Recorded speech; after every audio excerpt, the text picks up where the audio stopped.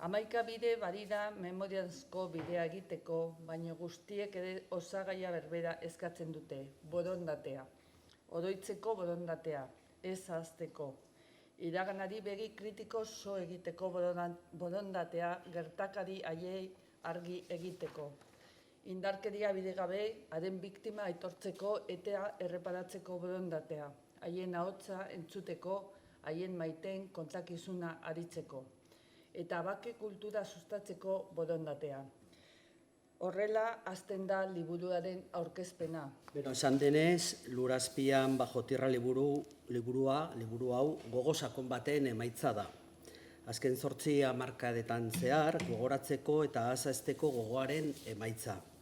Baita, ahazturarik gabeko etorkizuna eraikitzeko gogoaren emaitza ere.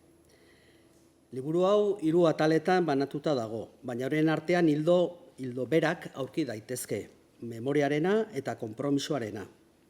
Desobiratze prozesua, gerra zibilaren amaiarekin batera, abiatu zen, eta gaur egun arte irmo eutzi da.